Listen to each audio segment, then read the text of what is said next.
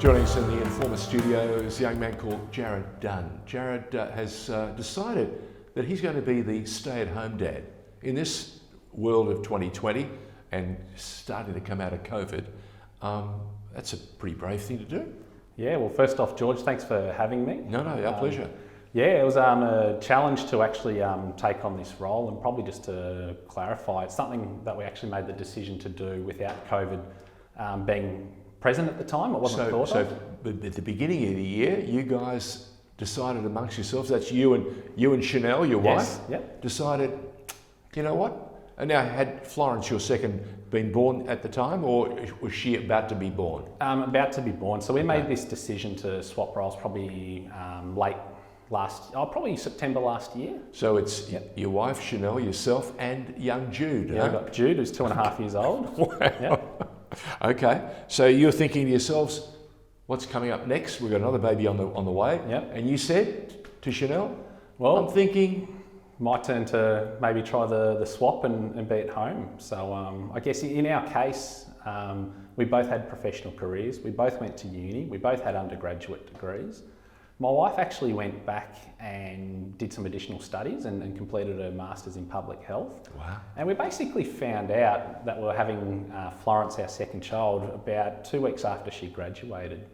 We crunched a couple of numbers, or looking at a bit of the timeline, and realised that really it's going to be 18 months to 2 years if we were to take that sort of more, typical 12-month period off with the kids before she'd get into the workforce. So between that and the fact that I felt I probably missed out on a bit of bonding first time around with my son Jude, we thought it was a good opportunity to do a change. Now, did you know that there was a daughter on the way? Well, we didn't know if we were having a daughter, okay. We actually, with both of our children, chose not to know and just get the surprise on the day. Fantastic stuff. All right, so you and Chanel have decided, I'm going to be the stay-at-home dad for the arrival of our next child, and suddenly COVID comes up. Spot on. Wow. Yes. What does that mean? It had a lot of unprecedented challenges, and just the simple things were the lead-up, anticipation going into hospital. There was really, the day Florence was born was the 23rd of March, which was actually the day Victoria went into lockdown as part of the first wave. Wow. So trying to get to the shops the day before, shops are stripped bare, trying to have essentials for loved ones who are looking after our 2-year-old son. The rules in the hospital changed on the day Florence was born, and it started with 2 visitors, changed to basically, Dad, you're it. So no visitors to share the experience with. From there, my wife actually had an emergency C-section, so we're in hospital for an extended period of time. Yep. I understand that. Yes. Couldn't change nappies, No. had to take on the role fully from the start. And so you were thrown right in, head first straight into it. Wow. Yeah, and the flow-on effect outside of the hospital is quite significant too. Our obstetrician basically said, COVID's unknown at this point. Newborns don't have an immune system in the first 8 weeks. No visitors for the first 8 weeks. So that basically meant no support. No support. No, you got it. No support, and really to go a step further than that, we've in effect lived under stage 4 lockdown or equivalent, some self-imposed, some government-imposed, Yes. since March.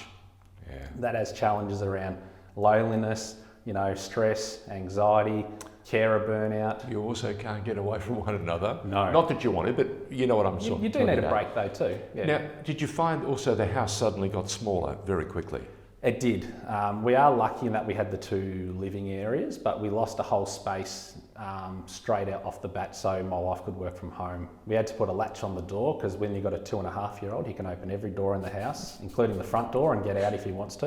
I don't know if you discovered it, but they're extraordinarily resourceful, and they are the best video recorders on the planet. They don't need a machine, they just see it, watch it with their eyes, and they can replay it straight away. They sure can. So a lot of challenges around that, but we resolved them, and it did add challenges, but it was also a great experience too. So let's move it a little bit further forward. Sure. What were the barriers that you had to overcome in, say, for example, going to your business, your bosses, and say to them, I'm contemplating taking some extended parental leave. What was the initial response?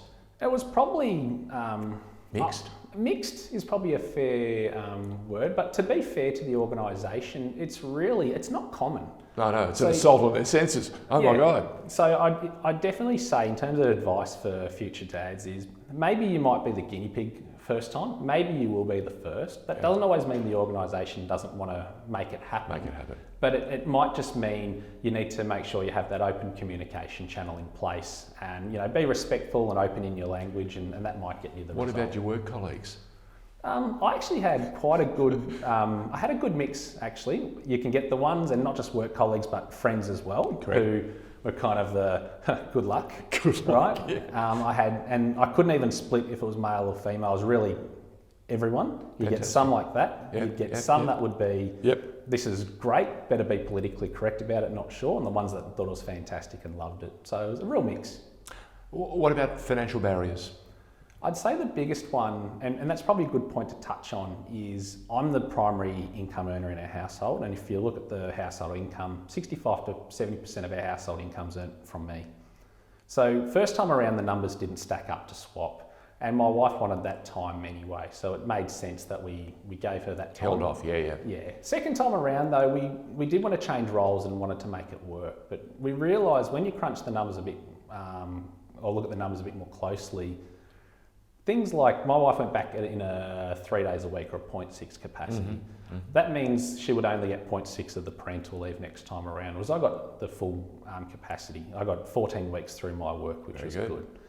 Other things such as the Centrelink parental leave, you could get transferred between parties, and we just balanced the rest of it out by maybe just playing with the duration a bit. Maybe mum could have had 12 months off, but dad could get 9, and that worked. Does the bureaucracy cope as well? Did you see problems there with state agencies and other things like that? Do they come into the party and complicate matters because suddenly you're the primary provider, but also the parent at home?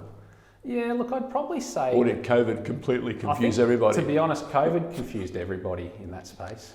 So mechanical engineer, dad at home. Now, what's it been like? Jude, the son, Florence, the daughter. How are you coping, Dad? I've been busy.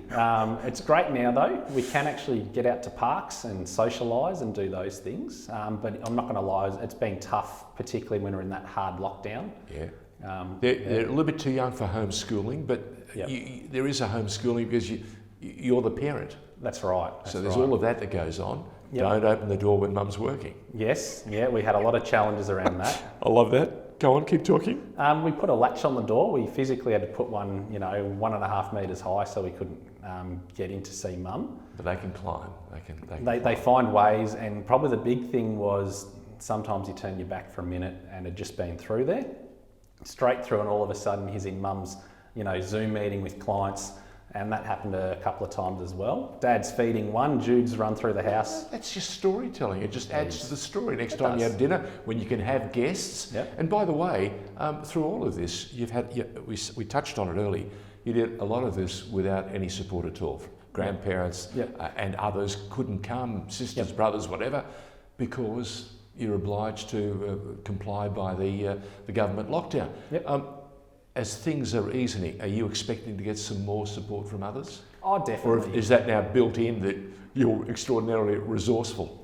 No, look, we have been very lucky. Our family around us has provided us a lot of support when they can, as you touched on. Because of COVID, they haven't.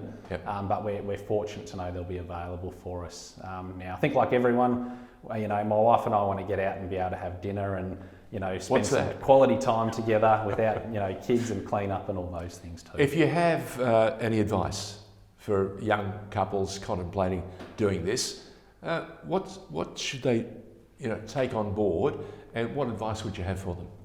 I think the main thing is make sure you communicate between each other from the start. Exactly. I think sometimes mum can feel that she should already automatically be the primary carer, and dad feels he should automatically be the provider. So be honest. It doesn't mean that what's set in place the first time has to be set in place the second time.